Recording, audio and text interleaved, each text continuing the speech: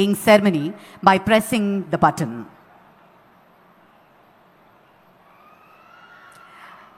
అమరావతి పునఃప్రారంభ మహోత్సవ కార్యక్రమం జరుగుతున్న తరుణం ప్రధాని గారి చేతుల మీదుగా అమరావతి మౌలిక సదుపాయాల పనులకు శంకుస్థాపన.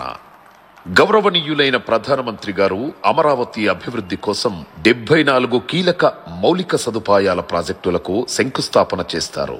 ఆంధ్రప్రదేశ్ శాసనసభ నిర్మాణానికి శంకుస్థాపన.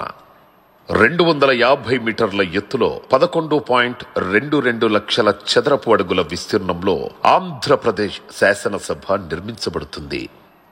ఆంధ్రప్రదేశ్ హైకోర్టు నిర్మాణానికి శంకుస్థాపన. 55 మీటర్ల పొడవు 20.32 లక్షల చదరపు అడుగుల విస్తీర్ణంలో హైకోర్టు నిర్మించబడుతుంది. సచివాలయం మరియు హెచ్ఓడి టవర్ల నిర్మాణానికి శంకుస్థాపన. 50 అంతస్తుల సచివాలయం మరియు 42 అంతస్తుల హెచ్ఓడి టవర్లతో పరిపాలనకు కేంద్రంగా నిర్మించబడుతుంది. అమరావతి ట్రంక్ మౌలిక సదుపాయాలకు శంకుస్థాపన. 37 ట్రంక్ ఇన్ఫ్రాస్ట్రక్చర్ ప్రాజెక్టులు, సైకిల్ ట్రాక్లు మరియు భూగర్భ యుటిలిటీలతో 320 కిలోమీటర్ల ప్రపంచ స్థాయి రోడ్ల నిర్మాణం జరుగుతుంది.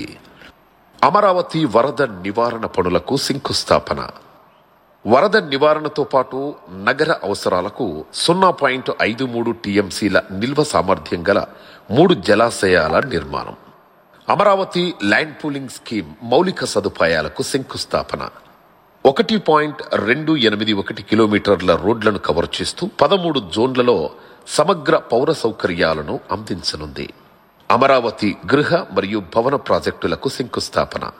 న్యాయమూర్తులు, మంత్రులు మరియు ప్రభుత్వ ఉద్యోగులకు ఉత్తమ ప్రమాణాలతో 10 ప్రాజెక్టుల నిర్మాణం జరుగుతుంది.